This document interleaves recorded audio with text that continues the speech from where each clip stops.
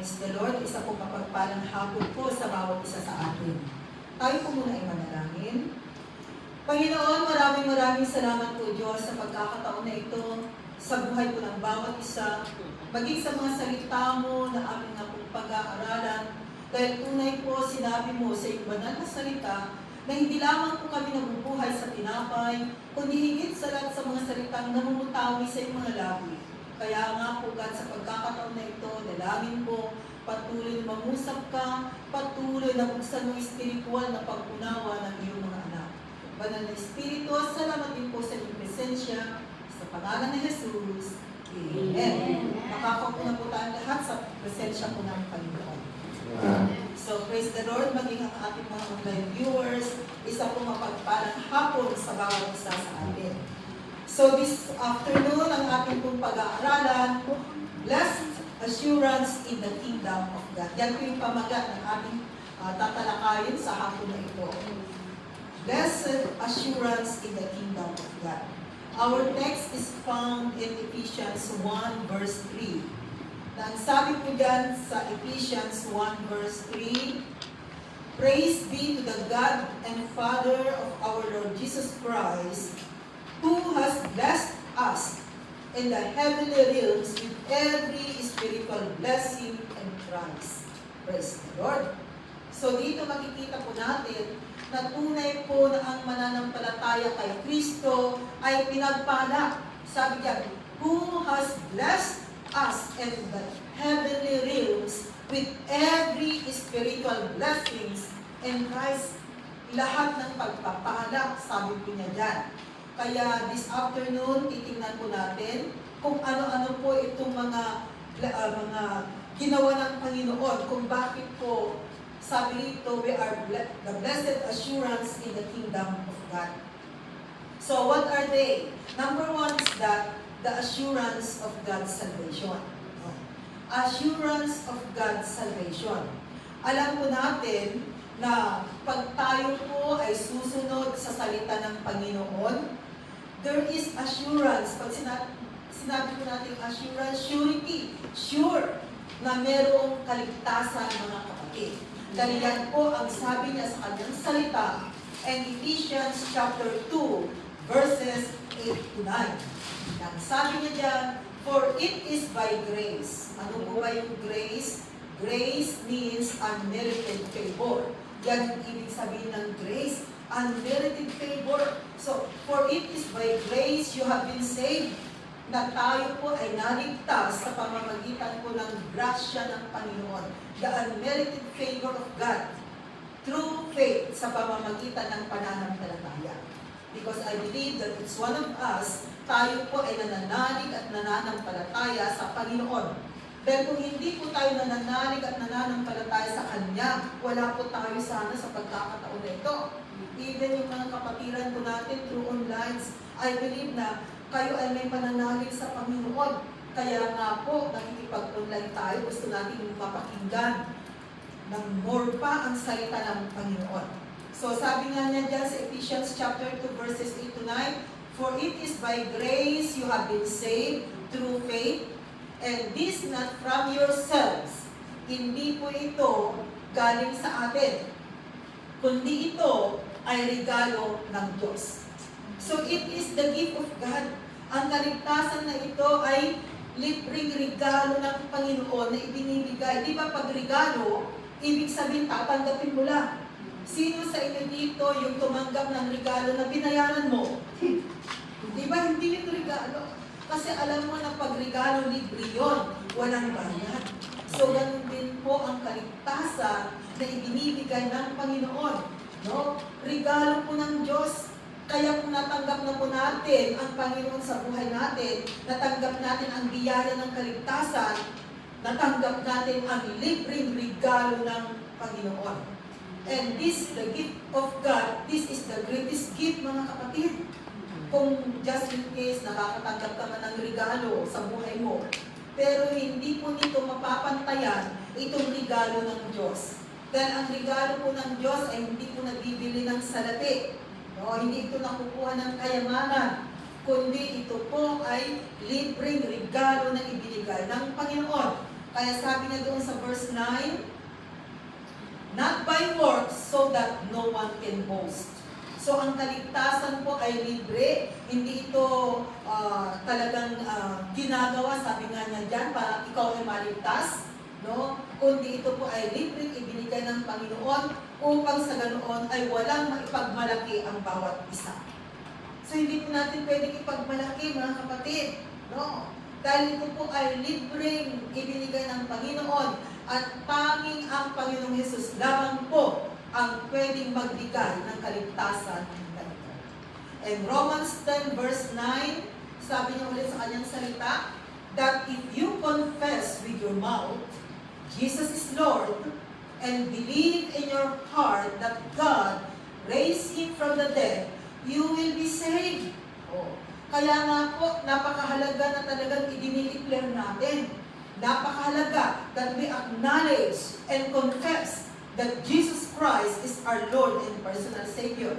Kaya napapansin ba ninyo, mga kapatid, kung meron tayong mga baguhan na dumadalo in the church, no? Hindi natin pinapalampas yung pagkakataon that we're going to lead them in a sinner's prayer na sinasabi natin ay akuin nilang panalangin nila para sa Panginoon. Dahil tayo po mga Pilipino ay maka-Diyos. Kilala natin si Jesus mula pagkabata. Pero dumating na ba kaya sa puntos ng isang tao na tinanggap mo talagang you confess, you declare that Jesus Christ is your Lord and personal Savior? Di ba parang wala? Kasi kung ako parang hindi ko natatandaan, nakilala ko lang noon si Jesus pero wala man lang akong sinabi na, Lord, I accept you as my Lord and personal Savior. Yun pala ang kulang na kinakailangan palang i-declare. So this is the supporting verse in Romans 10 verse 9, that if you confess with your mouth Jesus is Lord and believe in your heart that God raised Him from the dead, you will be saved. O kaya pag nag-i-evangelize tayo, mga kapatid, be sure, no? Impossible, mga kapatid, lead them first in a sinner's prayer. Nandun po sana yung acceptance. Nasabihan natin sila na pwedeng i-declare muna natin that Jesus Christ is our Lord and personal Savior. Even in a simple prayer lamang po. And after that, you pray for that person. Huwag na huwag po natin kalilimutan na ipag-pray po sila. Even our family.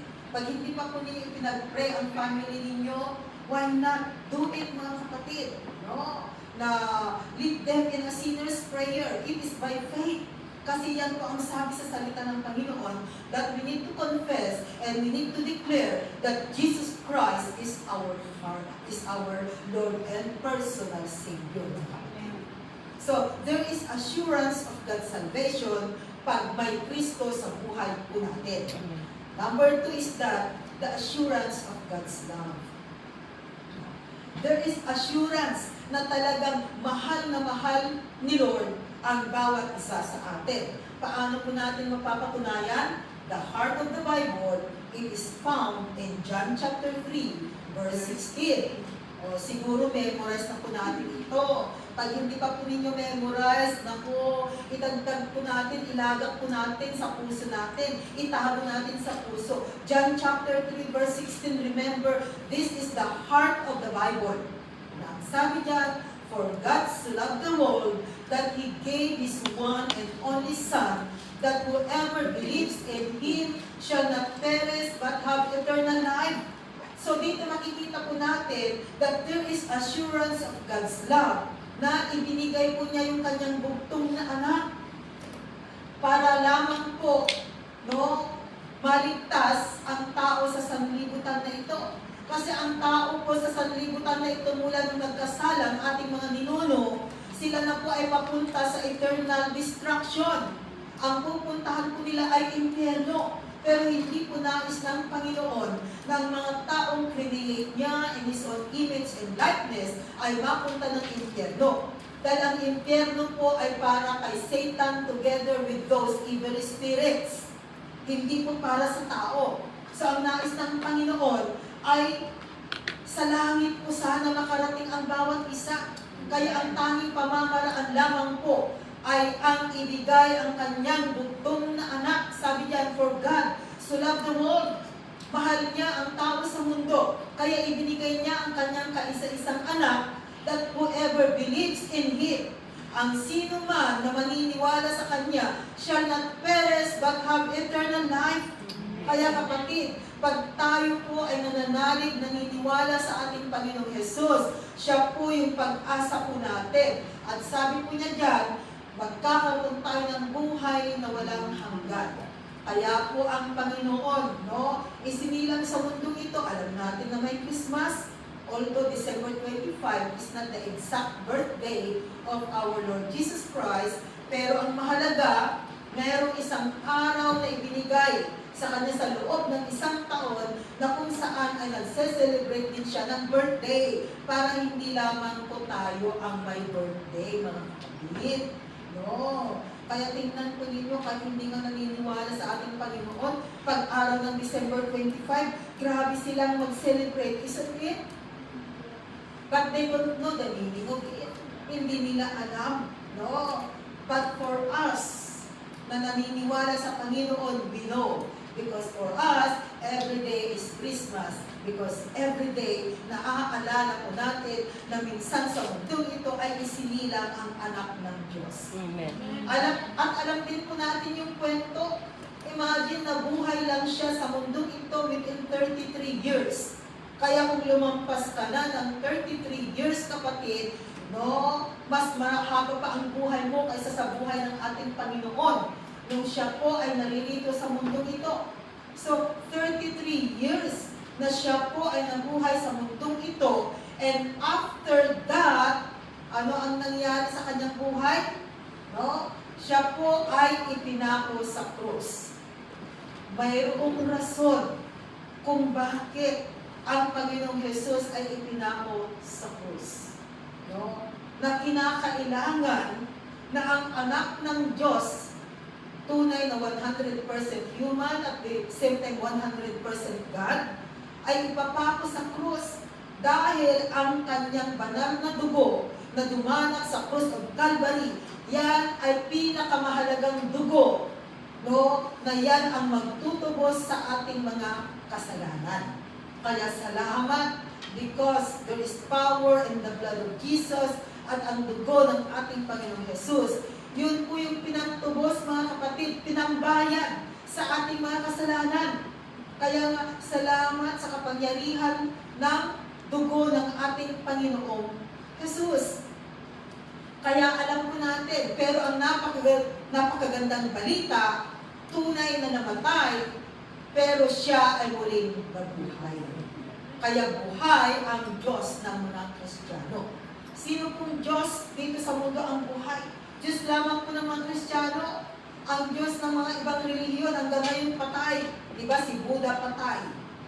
Ang Diyos ng mga Islam, si Muhammad patay. Pero ang Diyos ng mga Kristiyano ay buhay na buhay. Kaya mga kapatid, dito po natin makikita at mapapatunayan that there is assurance of God's love. Romans 5 verse 5. Sabi niya ulit yan. Sa Romans chapter 5 verse 5, and hope does not disappoint us because God has poured out His love into our hearts by the Holy Spirit whom He has given us. Kaya, sabi nga natin, yung puso, panatilihin, punuin ng pagmamahal. Yan.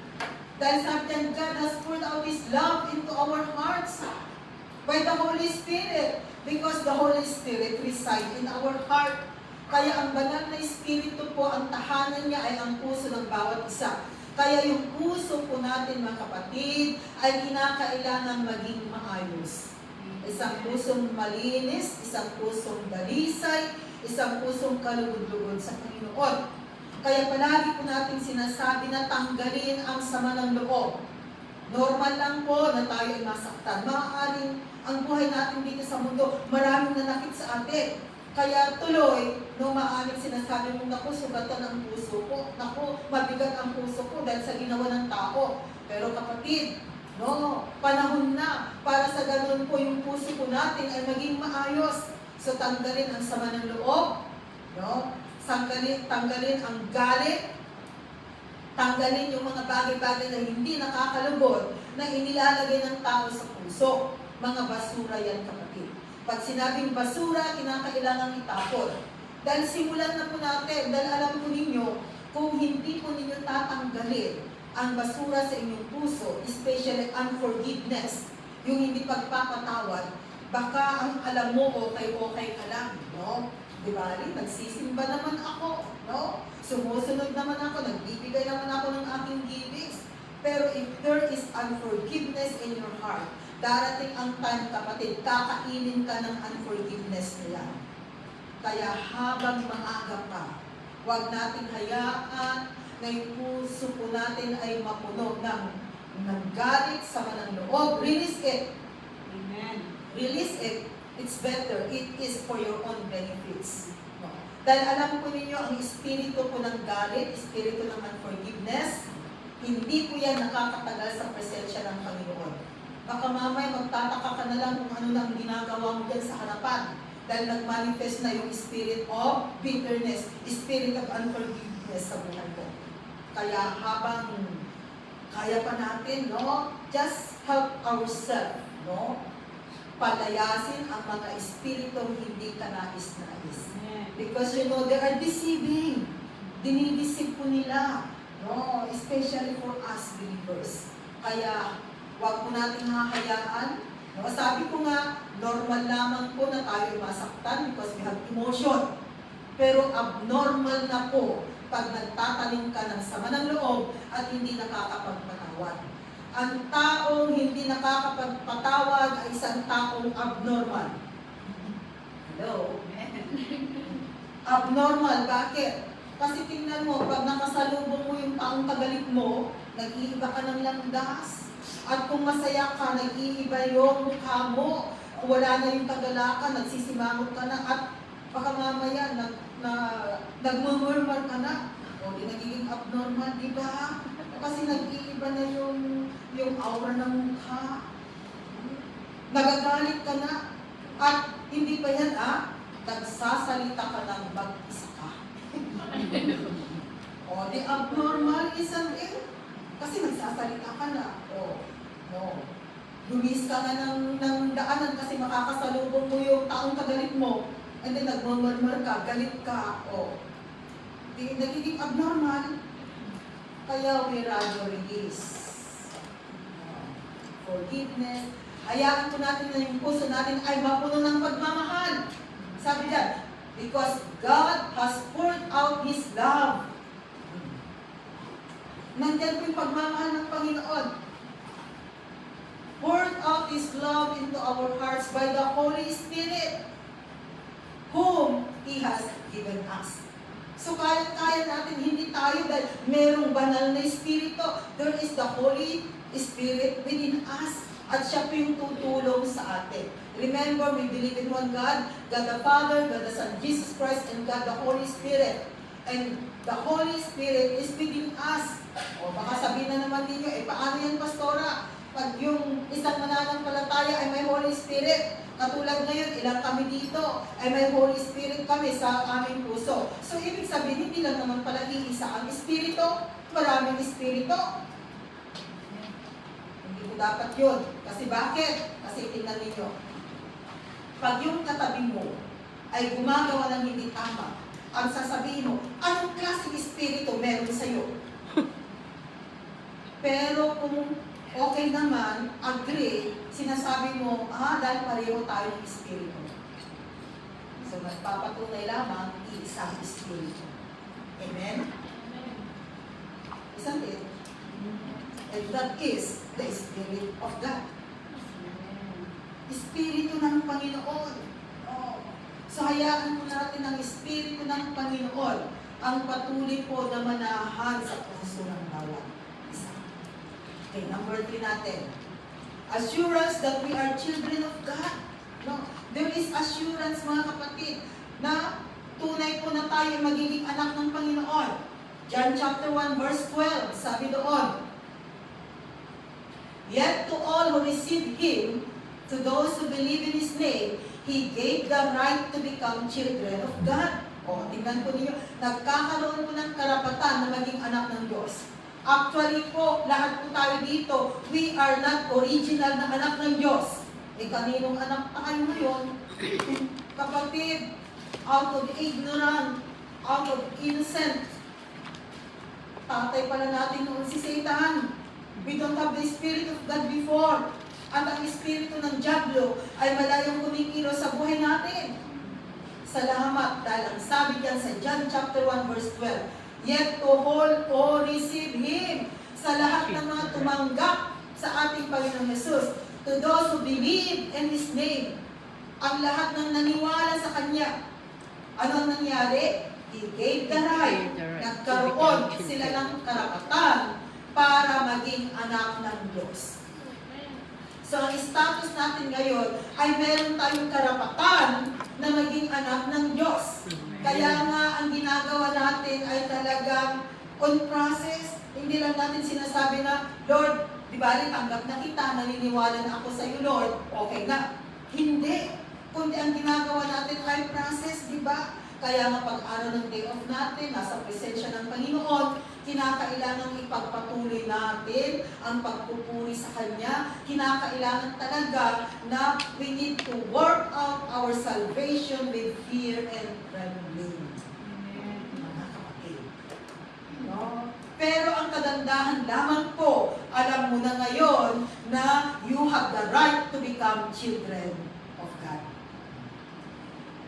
And Romans 8:15-16, sabi niyo rin dyan, for you did not receive a spirit that makes you a slave again to fear, but you received the spirit of sonship, and by Him we cry, Abba, Father.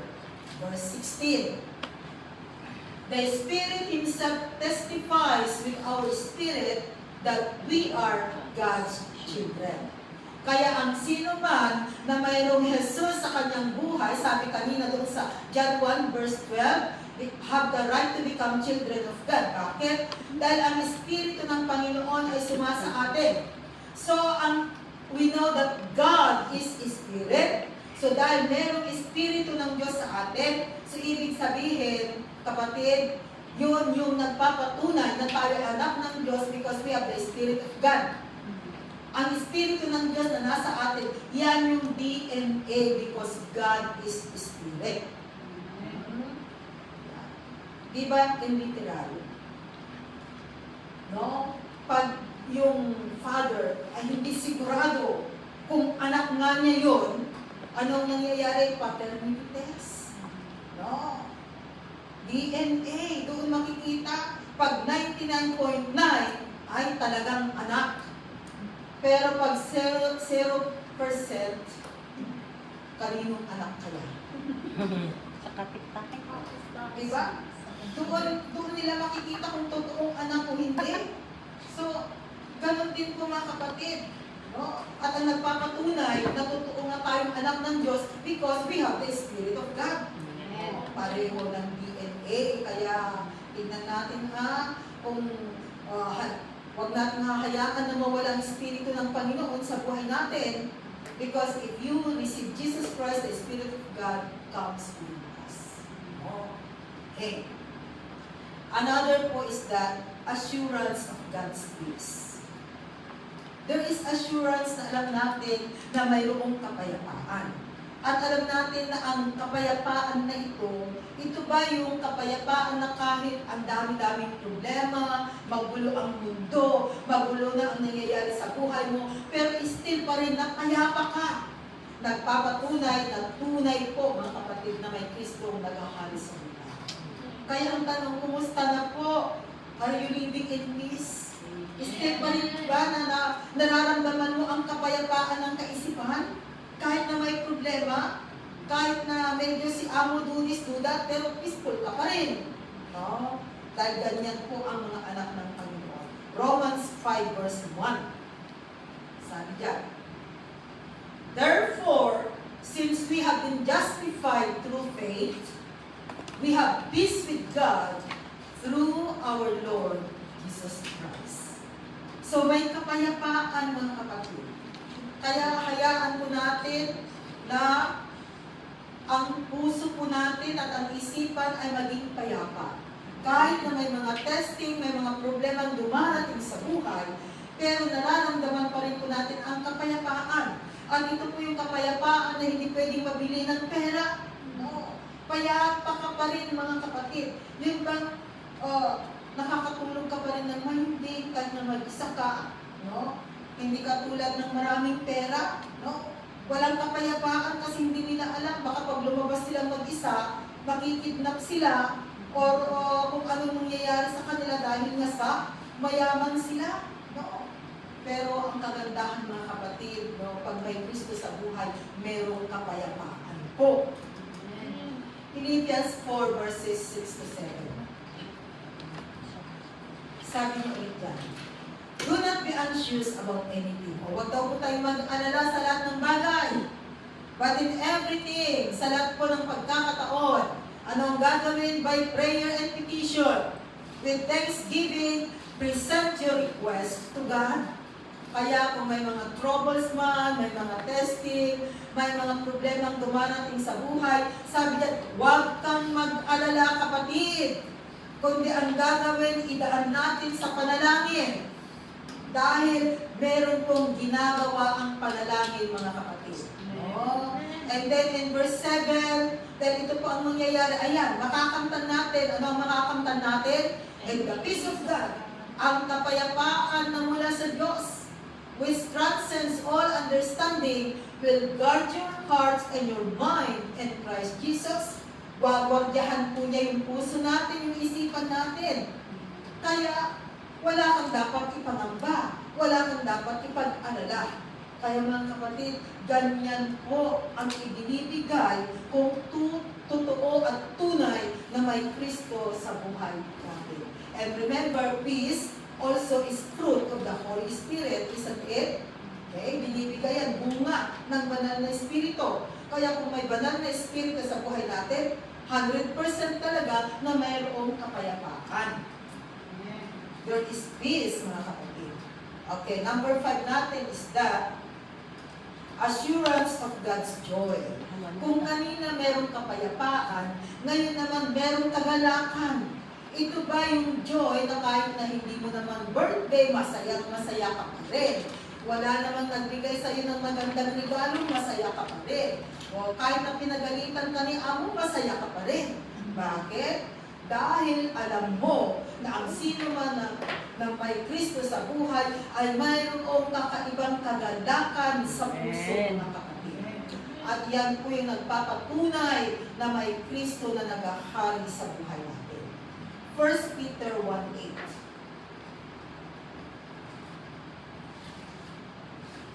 1 Peter 1:8. Sabi dyan, though you have not seen Him, hindi daw po natin nakita, di ba? Walang nakakita sa atin dito kung ano nga ang tunay na itsura ng ating Panginoong Jesus. Yung picture po dito sa mundo, yun kaya ang totoong mukha ng ating Panginoong Jesus? Ano sa palagay ninyo, mga kapatid? Yun ba talaga ang mukha ng Panginoong Jesus? Yung picture na nakikita natin ngayon? No? Pero tingnan ko niyo, though you have not seen Him, you love Him. And even though you do not see Him now, you believe in Him. Bakit? Kahit hindi natin siya nakita, pero ang kagandahan, tayo ay naniwala. Naniwala tayo. Sabi dyan, and even though you do not see Him now, you believe in Him. Naniwala ka and are filled. Ayan. Kaya, dahil tayo ay naniniwala, sabi yan, filled, mapupuno with an inexpressible and glorious joy. Walang hanggang kagalakan, mga kapatid. Kaya nga sa mundong ito, ang evaluation po nila is that the happiest people in this world are the Christians. Amen. Sa mundo, nakikita nila. No? Siguro may mga Kristiyano sila nakikita na kahit na may mga problemang dumarating sa buhay, masaya pa rin sila. No? Kaya sabi niya dyan, that Christians are the happiest people in this world. Kaya mga kapatid, pag sinasabi mong Kristiyano ka, dapat masaya. sa bahay ni Amo. No, huwag ka nang malungkot dahil ang Kristiyano ay masaya. Amen. Kaya pala kahit na pinapagalitan ni Amo ay nakangiti pa rin. Kaya huwag tayong magtatanim ng sama ng loob sa kanila mga kapatid. Nandun pa rin po yung joy. No? Kawawa nga sila kasi kung hindi sila maniniwala sa Panginoon, yung kanilang kayamanan, yung status ng kanilang buhay ay hanggang dito lamang sa mundo. Samantalang ikaw ay may pag-asa. Meron kang aasahan at ang inaasahan mo ay eternity. How about them? Kung hindi sila maniniwala, hanggang dito lamang sa mundo. Hanggang dito lamang sa mundo, mga kapatid. Kaya kung tutuusin po, nakakaawa po yung mga employers po ninyo na walang Kristo sa kanilang buhay. Dapat andun po yan na mahabag tayo sa kanila. It is not a coincidence kung bakit nandyan ka, kapatid. You pray for them. Pray for your employer, especially for you na may mga alagang bata. Dedicate the children to God. Ipag-pray ninyo.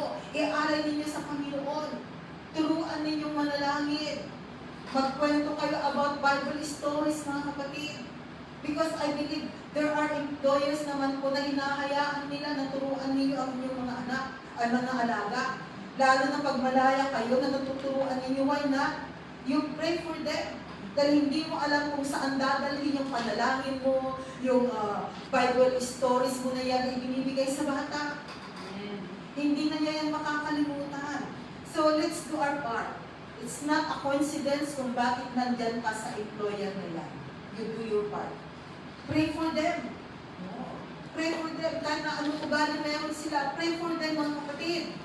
Malay mo, hinihintay lang pala ni Lord ay pag-pray mo at babaguhin ni Lord ang mga amo mo.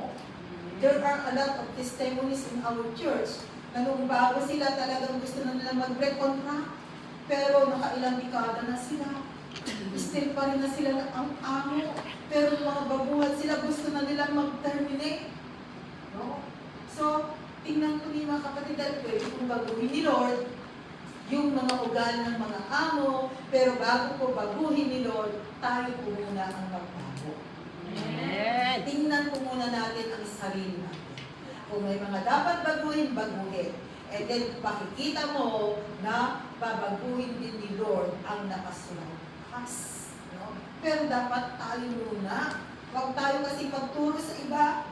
Diba sabi natin, pag nagtuturo tayo, isa lang yung kamay nating nakaturo, pero sa ating tatlo ang nakaturo. Di ba? Pag nagturo tayo, ganyan. O ilan yung nakaturo sa'yo? Tatlo. Yung itinuro mo lang isa. No? Tatlong daliri ang nakaturo sa'yo. Kaya tingnan po natin, mga kapatid. Okay. Another po, number 6 natin, assurance of God's will. Assurance, tunay po, na mayroon pong langit, mga kapatid. It's not a fairy tale. Huwag nating sabihin, anak ko, kwento-kwento lang yan. Totoo po na mayroon pong pupuntahan ang tao pag nakulat ang dalawa niyang paa. Whether na langit or impyerno. So, there is assurance, mga kapatid. And John chapter 14 verse 2, sabi ng ating Panginoong Jesus, "In my Father's house are many rooms." Diyan sa NIV. Pwedeng palitan natin ng King James Version. Hintayin natin, John chapter 14 verse 2. Kasi in NIV, sabi diyan, "In my Father's house are many rooms." NIV version yan. Pero sa King James Version, ito po ang sinasabi niya sa John 14 verse 2. Okay. "In my Father's house are many mansions." Tingnan ko ninyo. Sa NIV, rooms. Sa King James, mansions. Di ba mas maganda yung mansions kaysa sa room? Yung room maliit lang. Yung mansions, talagang mansion, doon nakatira ang hari, reyna, prinsipe at prinsesa. Kung ang ama natin, He is the King of Kings, at tayo ay mga anak, so ibig sabihin, we are princess. Amen? Tingnan mo yung katabi mo, prinsesa yan. Saan ka makakakita ng prinsesang naglilinis ng Ilodoro? Cinderella. No? Kakaiba, di ba? Cinderella. Saan ka nakakita ng prinsesang nagbabacuum? Naglilinis ng window. Sabi ni kapatid, Cinderella. Pero, at the end, ano ang naging buhay ni Cinderella? No? Talagang naging prinsesa. No? Napangasawa niya ang prinsipe. Kung sinasabi natin ang ama natin, He is the King of Kings. At kung tayo ay mga anak, so ano ngayon ang tawag sa atin? Prinsesa. Kaya wag mo lang nilalang ang sarili mo dahil sabi nga kanina doon sa ating text in Ephesians chapter 1 verse 3, kanina, that praise be to the God and Father of our Lord Jesus Christ, who has blessed us in the heavenly realms with every spiritual blessings in Christ. Maraming pagpapala, mga kapatid. So, spiritually speaking, ang status po ng bawat isa sa atin ay isang prinsesa. Isang prinsesa. Kaya, kung ating titignan, mga kapatid, tama po. Sabi doon, balikan natin ang John 14, verse 2. Sabi niya, "And my Father's house are many mansions. If it were not so, I would have told you, I go to prepare a place for you." Ito po ay sinabi ng ating Panginoong Jesus, more than 2,000 years ago na po ang nakakalipas. Nung siya po ay umakyat sa langit, no? Kaya nga doon sa verse 1, sabi doon, "Do not let your hearts be troubled, trust in me," sabi ng ating Panginoong Jesus. And then idinugtong dito sa verse 2, "And my Father's house are many mansions. If it were not so, I would have told you, I go to prepare a place for you." So, pumunta ang Panginoon to go and prepare a place for you. Kaya kapatid, meron kang mansyon. Talagang bagay sa atin dahil prinsesa nga tayo, isang it. So, nararapat lamang na ang titirhan natin ay mansyon at hindi naman homes. Kasi nasabi sa NIV, mansion. So, merong naghihintay. No? It's a challenge to each one of us. Nais mo bang marating ang mansion mo, kapatid? Amen. Kung nais mong marating, you do your best while you are still in this world. Maglingkod ka sa Kanya, just keep on serving the Lord hanggang sa huling hininga ng buhay at makakamtan mo ang pangako ng Panginoon. Mararating mo ang iyong mansion. Mga kapatid, naghihintay. Kaya sana wag natin maninis ang mansyon natin, Kasi kung tatalikod ka sa iyong pananalig sa Panginoon, baka hindi mo makikita ang mansyon mo, kapatid. Sayang naman. Kaya just keep on, ano man po yung sitwasyon natin, no? Ipagpatuloy po natin maglingkod sa Kanya. Wala pong iwanan sa Diyos. Dahil ang Diyos ni kailanman ay hindi Kanya iiwanan, kapatid. Tao lamang po ang nang-iiwan sa Panginoon. Pero hanggang sa tayo ay kumakapit, lumalapit sa Kanya, ano man ang sitwasyon, hindi po tayo pababayaan ng Panginoon. Kaya, just go on in our service to Him. Revelation 21 verses 1 to 5. Sabi ulit yan, "Then I saw a new heaven and a new earth." So, merong bagong langit at bagong mundo. Kaya huwag kayong maniniwala dahil meron pong nagtuturo nang sabi nila, ang mundo ito ay magiging paraiso. Huwag po kayong maniniwala dahil ang mundo ito ay magbubunaw, masusunog po ang mundo ito. Sabi diyan, "Then I saw a new heaven and a new earth. For the first heaven and the first earth had passed away, and there was no longer any sea." Wala nang sea, wala nang dagat. Nung una naman, walang dagat, di ba? Binibad nga lamang ng Panginoon. No? In the book of Genesis chapter 1. Okay, let's go to verse 2. "I saw the holy city, the new Jerusalem, coming down out of heaven from God, prepared as bride beautifully dressed for her husband. Kapatid, you and me, we are called bride. Oh, bride. Sino ang groom natin? Sino ang husband natin? Ang Panginoong Jesus. So, iisa lang ang husband natin, pero walang nagsiselos, di ba? Pero sa mundo, ay, pag maraming wife ang husband, ay, nako, talagang gera. Gera pa tayo, anong nangyayari? Sa mundo yan. Pero sa kaharian ng Panginoon, He is our husband. He is our groom, mga kapatid. So right now, no, you and me, no, we are dressed. No, naka-wedding gown na po ang bawat isa sa ating spiritually. Kung spiritually, we are wearing a wedding gown. Kaya panatilihin mong malinis ito, kapatid. No. Kung ang wedding gown na isusuot ng bride, literally, ay may mantsa, ano kaya sa palagay ninyo? Anong sasabihin ng mga tao? Ay, bakit ganun yung damit niya? No? Bakit may mantsa?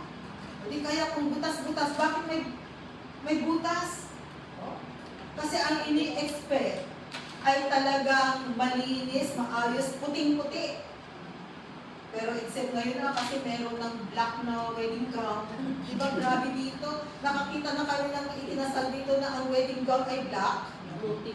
Oo, meron pang green. Naka-wedding gown. Sabi ko, ibang klase, di ba? Oo. Like picture taking nila dyan sa along the tramway. Kita mo. Pero ang kulay po ay puti. Oh, white. Yan ang original, mga kapatid. And then verse 3, sabi niya dyan, and I heard a loud voice from the throne saying, now the dwelling of God is with men, and He will live with them. They will be His people, and God Himself will be with them and be their God. And verse 4, kaya nasabi ko sa kanyang kaharian, it will be a perfect life. Ito po sana pag-i-encourage, mga kapatid. He will wipe every tear from their eyes. There will be no more death or mourning or crying or pain. So sa lugar po na pupuntahan po natin, wala nang kamatayan doon, mga kapatid. Wala nang nasasaktan, wala nang umiiyak. For the old order of things has passed away. So this is a perfect life. Sa mundong ito, hindi po natin makakamtan ang perfectong buhay. Because our life here on earth is imperfect. Wala pong perfectong buhay sa mundo ito. Dahil ang tao po, maya-maya ay may problemang dumarating sa kanyang buhay. Maya-maya ay nasasaktan. Maya-maya ay kung ano-ano yung mga nangyayari sa kanyang buhay. Ganyan po ang buhay sa mundo ito. Because, yan yung result ng kasalanan. Kaya naging imperfect.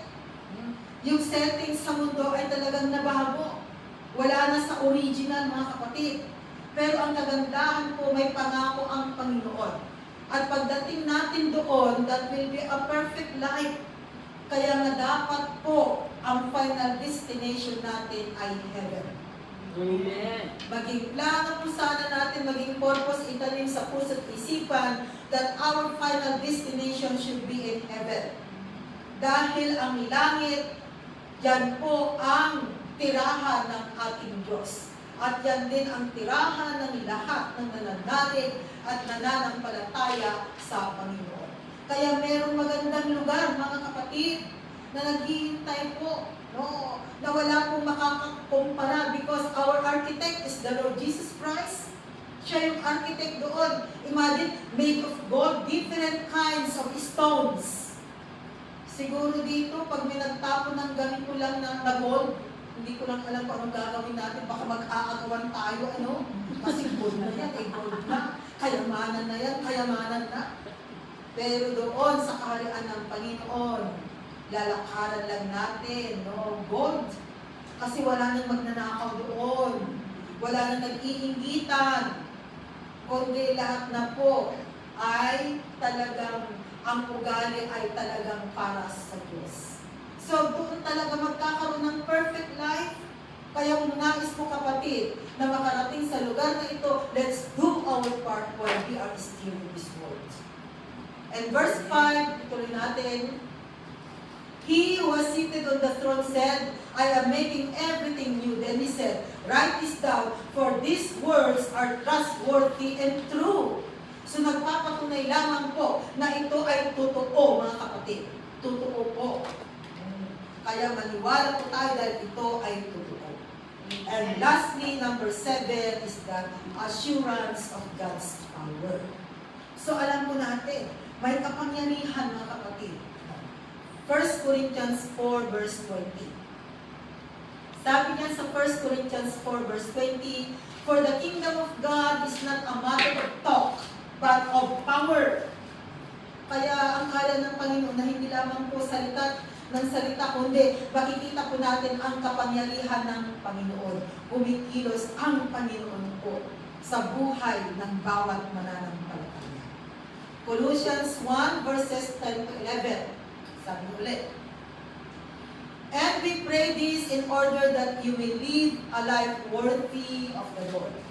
And may please Him in every way, bearing fruit and every good work, growing in the knowledge of God. Verse 11.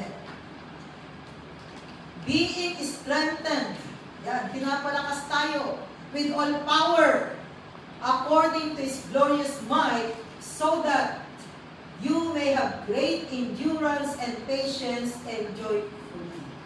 Kaya mga kapatid, alam po ninyo kung wala pang kapangyarihan ng Panginoon na kumikilos sa buhay natin, baka matagal na siguro tayong wala sa Kanyang presensya. Yun bang pag dumating yung problema, parang wala ka nang aasahan. Pero salamat dahil nakikita po natin na kumikilos ang Panginoon. Nararamdaman po natin ang kapangyarihan ng Diyos. No? Diba? Pag-gising natin sa umaga, kahapon pagod na pagod ka. Pero pag-gising mo sa umaga, bagong kalakasan. No? Yung bang kapangyarihan ng Panginoon na nakikita mo sa pang-araw-araw mo na ibinigay ng Panginoon. Because we need God's power. No, we do not depend on our power. At alam natin na ang Diyos ang nagbibigay ng kalakasan. Kasi kung walang kalakasan, no, walang kapangyarihan ng Panginoon na kumikilos sa buhay natin, wala na tayo dito sa Hong Kong. Hindi tayo makakapagtrabaho kung walang kalakasan. Pag walang kapangyarihan ng Panginoon, mga kapatid. Pero salamat dahil nandyan ang Diyos na patuloy na gumagabay at tumutulong sa bawat isa sa atin. Ephesians chapter 3 verse 16, sabi niyo ulit, I pray that out of His glorious riches, He may strengthen you with power through His Spirit in your inner being. Kaya praise the Lord. Dahil tayo po ay patuloy na pinapalakas sa pamamagitan ng kapangyarihan, dahil nasabi nga natin, nagahari po sa atin, meron tayong Espiritu ng Diyos. Kaya dito po natin makikita, mga kapatid, na hindi lamang po tayo basta-basta tinawag ng Panginoon, kundi kung tutuusin po, no, binigyan niya tayo ng mga gagamitin natin, no, tinuruan tayo ng Panginoon upang sa ganun ay talagang manalig tayo at manampalataya sa Kanya. Kaya mga kapatid, tunay po hindi po nasasayang ang ating paglilingkod sa Panginoon. So what are the blessed assurance in the kingdom of God na ating po napag-aralan? Sabi ko nga, no, kinakailangan ipagpatuloy po natin ang ating paglilingkod sa Kanya dahil nagpapatunay lamang na mayroong assurance of God's salvation kung tayo po ay hindi titigil sa ating paglilingkod. Kaya kahit anong sitwasyon, just keep on, mga kapatid, sa ating pananalig at pananampalataya sa Panginoon dahil hawak-hawak na po natin ang biyaya ng kaligtasan. Hawak-hawak natin that eternal life, kapatid. Pero may kaaway sa mundo na nais siyang nakawit. So huwag natin hakayaan. Kaya keep on. No, work out your salvation with fear and trembling. There is assurance of God's love. Kaya mararamdaman po natin ang pagmamahal ng Panginoon. Kaya kung sa mundo ito walang nagmamahal sa iyo, no, kapatid, may nagmamahal sa iyo. Jesus loves you. Mahal ka ng Panginoon. There is assurance that we are children of God. Kaya nasabi natin kanina, nung tinanggap natin ang Panginoon, tayo nagkaroon ng karapatan maging anak ng Diyos. mananatili po ang pagiging anak ng Diyos natin kung tayo ay mananatili din kay Kristo. Kaya masabi ko, walang iwanan. Huwag natin iwanan ang Panginoon dahil siya po yung Ama natin. Siya yung Diyos natin. And then there is assurance of God's peace, kapayapaan. Kahit na may problema, payapa pa rin ang puso at kaisipan ng kapatid. There is assurance of God's joy. Nandun pa rin po yung kagalakan. Kagalakan na hindi kayang bilhin ng pera. Kahit na yung mundo mo, paligid mo ay magulo, but still pa rin hindi nawawala ang kagalakan na nasa puso.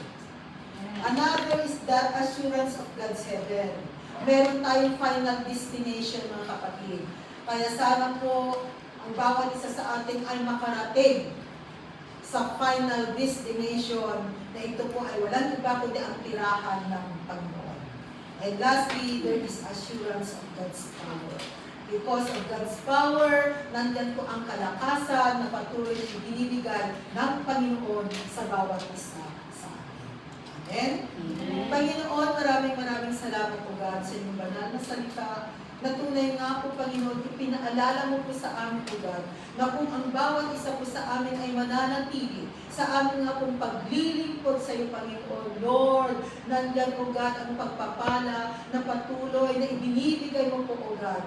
Even right now, Panginoon, ay nararamdaman po namin ang mapagpapalang ito, O God, dahil ikaw ay patuloy na nagahari sa aming mga buhay. Kaya tulungan mo po ang iyong mga anak. Huwag mo pong pababayaan ang bawat isa. Hawakan mo, Panginoon, ang aming mga buhay. Tulungan mo kami, Panginoon, na kami po ay makapaglingkod sa iyo ng buong pusong katapatan. Maraming salamat, Panginoon, sa mga pagpapala, rumaragas ang pagpapala na patuloy na ibinibigay mo po sa bawat isa. Especially, O God, sa mga anak mo, O God, na patuloy na sumusunod sa iyong banal na salita. Kaya dalangin ko, O God, na ang bawat isa ay hindi lamang tagapakinig ng iyong banal na salita, kundi higit sa lahat, Panginoon, ay tagagawa ng iyong banal na salita. Maraming salamat, O God, at ibinabalik ko sa iyo ang mataas na papuri sa pangalan ng Jesus. Balik ko po sa iyo.